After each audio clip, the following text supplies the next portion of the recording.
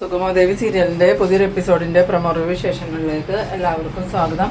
അങ്ങനെ നമ്മളുടെ അരുന്ധതിനെ കൊണ്ട് പ്രഭാവതി അരുന്ധതിയുടെ വീട്ടിലോട്ട് വരുന്നുണ്ട്. ഇതേസമയം നമ്മളുടെ ഋഷിയാണെങ്കിൽ നല്ല ഉറക്കത്തിൽ തന്നെയാണ്. ഈ അരുന്ധതി അമ്പലത്തിൽ പോയ കാര്യമൊന്നും ഋഷി അറിഞ്ഞിട്ടുമില്ല. അങ്ങനെ പ്രഭാവതി പുറത്തൊന്നും ആരെയും കാണാത്തതുകൊണ്ട് തന്നെ കോളിംഗ് ബെല്ല് അടിക്കുന്നുണ്ട്. ഈ സമയം 1-2 പ്രാവശ്യം ബെല്ലടിച്ചതിന് ശേഷമാണ് ഋഷി ഉറക്കം തെളിയുന്നത്.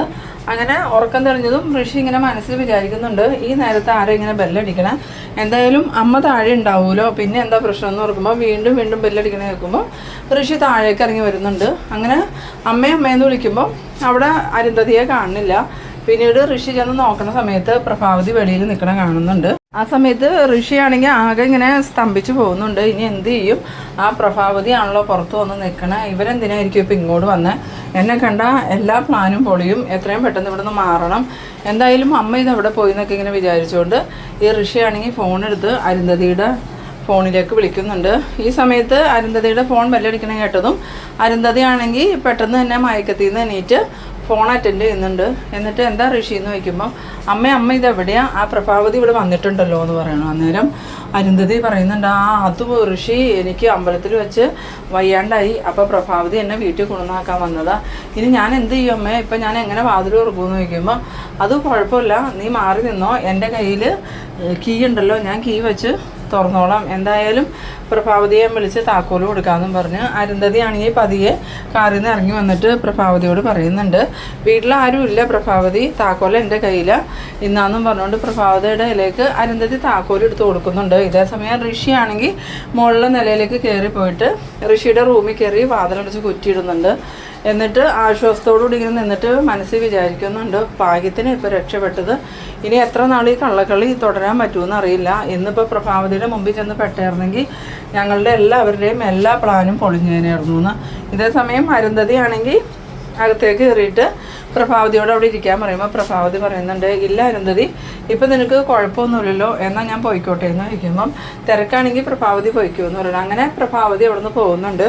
പിന്നീട് കാണിക്കുന്നത് നമ്മളുടെ ശാരിയാണെങ്കിൽ ഈ ഗൗരിയോട് കാര്യങ്ങളൊക്കെ സംസാരിച്ചതും ഗൗരി ദേഷ്യമൊക്കെ മാറ്റി വെച്ചിട്ട് പറയുന്നുണ്ട്, നിൻ്റെ തീരുമാനങ്ങൾ തെറ്റൊന്നുമില്ല, പക്ഷേ ഈ വിവാഹാലോചന പറഞ്ഞ സമയത്ത് നിനക്ക് സത്യങ്ങൾ തുറന്നു പറയായിരുന്നു, അങ്ങനെയായിരുന്നെങ്കിൽ ഞങ്ങൾക്കൊന്നും ഒരു പ്രശ്നം ഉണ്ടാവില്ലായിരുന്നു, ഞങ്ങളെല്ലാവരും നിൻ്റെ കൂടെ തന്നെ നിന്നേനെ, എന്തായാലും നീ സ്നേഹിക്കുന്ന ആളാരാന്ന് ചോദിക്കുമ്പം അതൊന്നും ഇപ്പോൾ പറയാറായിട്ടില്ല ഗൗരി ചേച്ചി, സമയമാകുമ്പോൾ ഞാൻ നിങ്ങളോട് എല്ലാവരോടും അയാളെക്കുറിച്ച് പറയാമെന്ന്.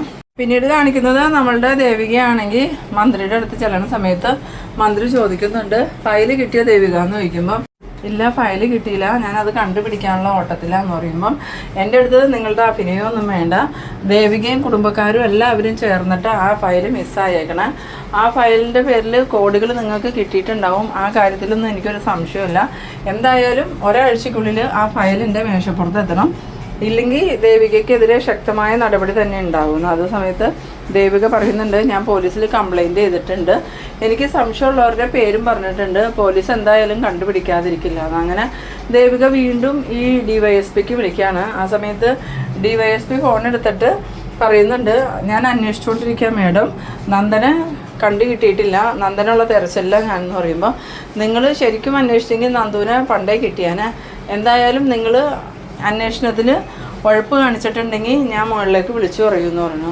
ഇല്ല മാഡം, ഞാൻ ഒരു ഉഴപ്പും കാണിക്കൂല, എത്രയും പെട്ടെന്ന് നന്ദനെ കണ്ടുപിടിക്കാനുള്ള ഏർപ്പാട് ഞാൻ ചെയ്തിട്ടുണ്ടെന്ന് പറഞ്ഞ് ഫോൺ വയ്ക്കുന്നുണ്ട്. ഫോൺ വെച്ചതും DYSP ആണെങ്കിൽ നന്ദൻ്റെ ഫോണിലേക്ക് വിളിക്കുന്നുണ്ട്. നന്ദൻ ഫോൺ എടുത്തതും നന്ദൻ ഇപ്പോൾ എവിടെയാണെന്ന് ചോദിക്കുമ്പം എന്താ സാർ എന്തെങ്കിലും പ്രശ്നമുണ്ടോ എന്ന് ചോദിക്കണം. ഇപ്പം നിലവിൽ പ്രശ്നമൊന്നുമില്ല, പക്ഷേ ദേവിക നിന്നെ പൂട്ടി അടങ്ങൂളെന്ന് പറഞ്ഞാൽ നിൽക്കണത്, എന്തായാലും ഞാൻ അന്വേഷണത്തിൽ ഉഴപ്പ് കാണിച്ചിട്ടുണ്ടെങ്കിൽ ദേവിക അന്വേഷണത്തിൽ നിന്ന് എന്നെ മാറ്റും, വേറെ ആരെങ്കിലും നിയമിക്കും, അപ്പോൾ പിന്നെ നമ്മളുടെ ഒരു പ്ലാനും നടക്കില്ല, എന്തായാലും നീ ഒരിക്കലും പിടി കൊടുക്കരുത്, എവിടെയെങ്കിലും മാറി നിൽക്കണം. അന്നേരം ഈ ഇസബല്ലയാണെങ്കിൽ ഇതെല്ലാം കേൾക്കുന്നുണ്ട്. ഇസബല്ല ഫോൺ വെച്ചതും എന്താ പ്രശ്നമെന്ന് ചോദിക്കുമ്പം അത് വേറൊന്നുമല്ല, ദേവി സ്ട്രോങ് ആയി തന്നെ മുന്നോട്ട് പോയിക്കൊണ്ടിരിക്കുക, നിൻ്റെ പാപ്പനെ വിളിച്ച് ദേവി ഭീഷണിപ്പെടുത്തിയെന്ന് പറഞ്ഞ് അന്വേഷണത്തിൽ എന്തെങ്കിലും ഉഴപ്പിയിട്ടുണ്ടെങ്കിൽ അന്വേഷണ ഉദ്യോഗസ്ഥനെ മാറ്റി വേറെ ആരെങ്കിലും നിയമിക്കുമെന്ന്. ആ സമയത്ത് ഇസബല്ല പറയുന്നുണ്ട്, ദേവിക നന്ദനെ കൊടുക്കാൻ നടക്കുന്നു, ഞാനാണെങ്കിൽ നന്ദനെ രക്ഷപ്പെടുത്താനും നടക്കുന്നു. ഈ ദേവിക എന്താ നന്ദ ഇങ്ങനെ, നിന്നെ അവൾക്ക് മനസ്സിലാക്കാൻ പറ്റണല്ലോ എന്ന് ചോദിക്കുമ്പം നന്ദൻ പറയുന്നുണ്ട്, ദേവിയെ കുറ്റം പറയാൻ പറ്റില്ല, ഇതിൻ്റെ പേരിൽ ദേവി ഒരുപാട് പഴി കേൾക്കുന്നുണ്ട്. ഇനിയിപ്പോൾ ഈ ഫയല് അവിടെ തിരിച്ചേൽപ്പിച്ചില്ലെങ്കിൽ വലിയ പ്രശ്നമാവും, ദേവിയുടെ MLA സ്ഥാനം വരെ പോകുമെന്ന് പറയുമ്പം ഇസബെല്ല മനസ്സിൽ വിചാരിക്കുന്നുണ്ട്, അവളുടെ MLA സ്ഥാനം പോകാനാണ് ഞാനും കാത്തു നിൽക്കണം, അവളുടെ MLA സ്ഥാനം പോയിട്ട് വേണം ആ സ്ഥാനത്തേക്ക് എനിക്ക് വരാമെന്ന്. അതേസമയം നന്ദനോട് പറയുന്നുണ്ട്, അത് കൊള്ളാം, നന്ദനെ എല്ലാ കാര്യത്തിലും ഞാൻ സപ്പോർട്ട് ചെയ്തിട്ടും നന്ദന് ദേവിയോടാണ് ഇഷ്ടം എന്ന് ചോദിക്കുമ്പോൾ അതെന്താ ബെല്ല നീ അങ്ങനെ പറയണേ, എനിക്ക് ദേവിയെ ഒരിക്കലും മറക്കാൻ പറ്റില്ല, ഞാൻ എൻ്റെ ജീവിതത്തിൽ ഇന്ന് വരെ ദേവിയെ മറിച്ച് ഒരു കാര്യവും ചെയ്തിട്ടില്ല, ഇപ്പോൾ ആദ്യമായിട്ടാണ് ഇത്രയും വലിയ രഹസ്യങ്ങളൊക്കെ ദേവിയിൽ നിന്ന് ഞാൻ മറച്ചു വയ്ക്കണേന്ന്. പിന്നീട് നമ്മളുടെ ദേവികയ്ക്കാണെങ്കിൽ രാധിക വിളിച്ചിട്ട് പറയുന്നുണ്ട്, മോൾ ഒരുപാട് പ്രശ്നത്തിലാണെന്നൊക്കെ അറിയാം, എന്നാലും എൻ്റെ ഒരു സമാധാനത്തിന് വേണ്ടിയിട്ടാണ് മോൾ ഇവിടെ വന്ന് ഷാരിയെ കണ്ടൊന്ന് സംസാരിക്കണം, അവളുടെ പോക്ക് അത്ര ശരിയായിട്ട് എനിക്ക് തോന്നണില്ല. അന്നേരം ദേവിക പറയുന്നുണ്ട്, ഞാനിപ്പോൾ തന്നെ വരാമേ അങ്ങോട്ടൊന്ന്. പിന്നീട് നമ്മളുടെ രാധികയും മാധവനും ഷാരിക ഇങ്ങനെ ഇരിക്കുന്ന സമയത്ത് ദേവിക അങ്ങോട്ട് വരുന്നുണ്ട്. ദേവികയെ കണ്ടതും രാധിക ഭയങ്കര സന്തോഷത്തോടു കൂടി വന്ന്, മോള് വന്നോ, മോളും ഇപ്പം തന്നെ വരുമെന്നൊന്നും ഞാൻ വിചാരിച്ചില്ല എന്ന് പറയുമ്പോൾ ദേവിക പറയുന്നുണ്ട്, ഞാൻ ആകെ പ്രശ്നത്തിലാണ് അമ്മ, എന്ത് പറ്റി മോളെ, വേറെ എന്നാ പ്രശ്നം എന്ന് ചോദിക്കുമ്പോൾ ഞാനൊരു ഫയൽ വീട്ടിൽ കൊണ്ടുവന്ന് വച്ചിരുന്നു, ആ ഫയൽ കാണുന്നില്ല, അത് മിക്കവാറും നന്ദൻ തന്നെ എടുത്ത് മാറ്റിയെന്നാണ് എനിക്ക് തോന്നണേ, എന്തായാലും ഞാൻ അതിനെതിരെ കേസ് ഫയൽ ചെയ്തിട്ടുണ്ട്, നന്ദുവിനെ കിട്ടിയാലേ പോലീസിന് കാര്യങ്ങൾ ചോദിച്ച് മനസ്സിലാക്കാൻ പറ്റുള്ളൂ, പക്ഷേ നന്ദു ഇപ്പം മിസ്സിങ്ങാ, നന്ദു എവിടെ പോയിന്ന് ആർക്കും അറിയില്ല, ഞാൻ ഒരുപാട് അന്വേഷിച്ചു, നന്ദുവിനെ കിട്ടിയില്ല എന്ന് പറയുമ്പോൾ ഈ ശാരിക ചോദിക്കുന്നുണ്ട്, അതെന്താ നന്ദേട്ടൻ ചേച്ചിയോട് പറയാണ്ടാണോ പോയത്. അന്നേരം ഈ ദേവിക പറയുന്നുണ്ട്, എന്നോട് പറഞ്ഞില്ല, നന്ദുവിൻ്റെ സ്വഭാവത്തിൽ ഇപ്പോൾ ഒരുപാട് മാറ്റമുണ്ട്, അമ്മയും നന്ദുവും കൂടെ കൂടി എന്തൊക്കെയോ കാര്യങ്ങൾ മറയ്ക്കുന്നുണ്ട്, നന്ദു എവിടെയാണെന്ന് അമ്മയ്ക്ക് അറിയാമെന്നോ തോന്നണേന്ന് പറയുമ്പം ശാരിക ചോദിക്കുന്നുണ്ട്, അതെന്താ ചേച്ചിക്ക് നന്ദേട്ടൻ്റെ കാര്യങ്ങളൊന്നും അറിയില്ലേ. അന്നേരം ദേവിക പറയുന്നുണ്ട്, നീ എന്തറിഞ്ഞിട്ടാ ശാരി സംസാരിക്കണേ, ആ ഫയൽ കാണാതായതിന് പിന്നിൽ നന്ദു തന്നെയാണെന്നാണ് എൻ്റെ സംശയം, പക്ഷേ ഉറപ്പായിട്ടും നന്ദു തന്നെ അത് മാറ്റിയേക്കണേ, പക്ഷെ നന്ദു ഇതുവരെയും എന്നോടത് തുറന്ന് സമ്മതിച്ചിട്ടില്ല, അതുകൊണ്ട് തന്നെ ഞാൻ കേസ് കൊടുത്തിട്ടുണ്ട്, അന്വേഷണം വരുമെന്ന് ഓർത്ത് പേടിച്ച് നന്ദന് ഇവിടുന്ന് മാറി നിൽക്കണേ. ആ സമയം ശാരിക ചോദിക്കുന്നുണ്ട്, നന്ദേട്ടനെ ഞാൻ കണ്ടുപിടിച്ച് തരട്ടേന്ന്. ആ സമയം ദേവികയ്ക്കാണെങ്കിൽ നല്ല ദേഷ്യം വരുന്നുണ്ട്, നീ എന്താ ശാരി മനുഷ്യനെ കളിയാക്കുവാണോ, ഇവിടെ തലയ്ക്ക് തീ പിടിച്ച് നിൽക്കുക. അപ്പോഴാണ് അവളുടെ ഒരു തമാശ, ഇല്ല ചേച്ചി ഞാൻ തമാശ പറഞ്ഞതല്ല, നന്ദേട്ടൻ എവിടെയുണ്ടെന്ന് ഞാൻ കണ്ടുപിടിച്ച് തരാം, ചേച്ചി ധൈര്യമായിട്ടിരിക്കുന്നു. അങ്ങനെ ഈ ശാരികയാണെങ്കിൽ കഴിഞ്ഞ ദിവസം കെവിന് വിളിച്ചപ്പോൾ നന്ദൻ ഫോണെടുത്ത് ആ ഒരു കാര്യം ഓർക്കുന്നുണ്ട്, പിന്നെ കെവിൻ ഇസബല്ലയുടെ കാര്യം പറഞ്ഞത് ഓർക്കുന്നുണ്ട്.